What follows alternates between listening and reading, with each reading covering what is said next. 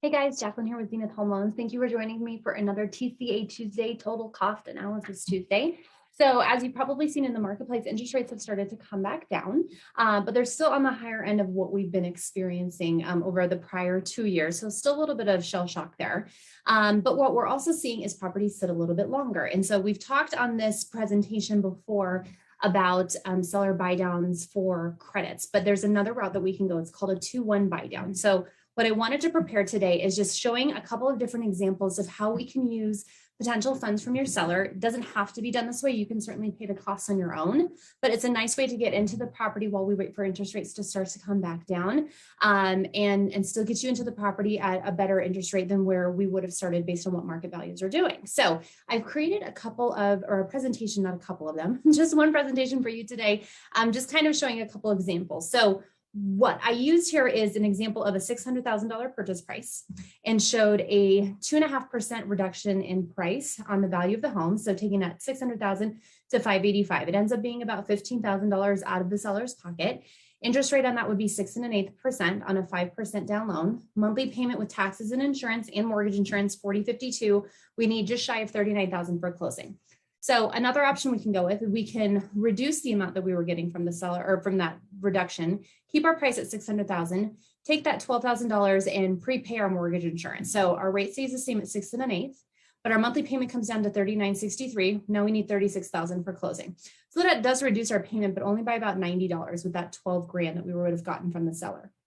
We can also do an option where we do a seller paid discount to the rate. So we're going to apply 100% of those closing costs from the seller that they're going to give us. In these examples, I'm using 2.5%, so $12,500. And I'm applying that to my interest rate. So we go from 6 1/8 to 5 1/8. So that's a much more significant drop in payment. It takes us down to $37.84.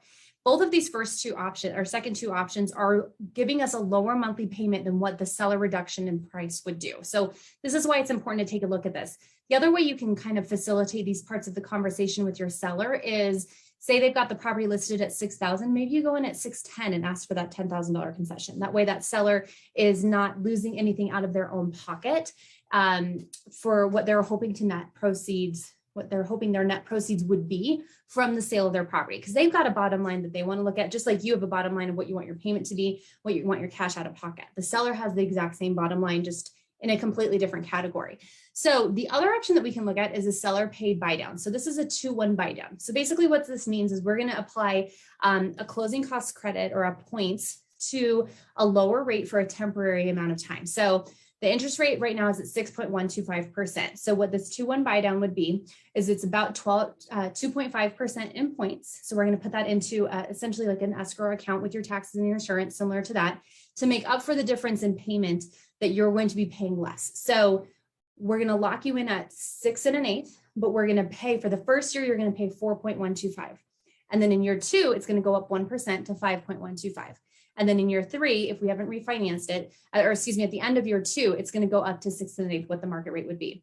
And then what we're looking for in that meantime is a new 30-year fixed rate option, somewhere between 4 1/8 and 5 1/8. So we're secured because we've got a 30-year fix. So the rate's never going to go any higher than the 2 points above. So kind of like what you would see on an ARM or an adjustable rate, but it's not going to keep adjusting. It just has the 2 adjustments and you can refinance at any time. So if we have any of that leftover like escrow points that we paid up front, the $12,500, it's not lost. It would end up, if we did a refinance, it would get applied to the principal. So we would just pay that loan balance down. And then we refinance into whatever the new rate is. And so what this does is it takes my 6 1/8% with my $12,000 from my seller, and it gets me down to 4 1/8%.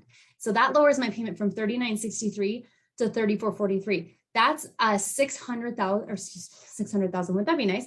$600 per month payment difference than just the reduction in price would be from your seller. So this is just another tactic and strategy that we can employ. You can also pay this on your own. So if you wanted to pay your buy down, the temporary buy down, you can do that for yourself too. There's also a 3-2-1 buy down, just a lot more expensive. So the 2-1 buy down actually makes a lot of sense, especially if it's a property you think you're not going to stay in for very long. We're going to turn it into a rental property.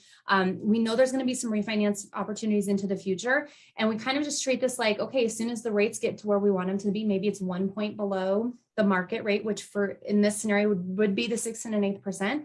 we refinance it, we don't have to worry about it adjusting anymore.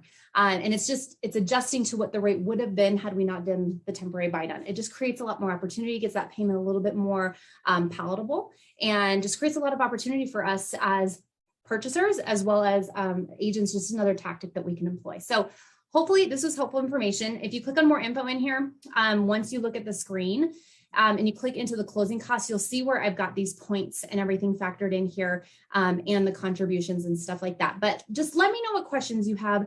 Let me know what questions that this creates for you. And let me know if this is a tactic you'd like to look into. This is definitely another opportunity for us to just use the market, use the leverage that we have, and get the very best rate possible. So I hope you guys have a great day.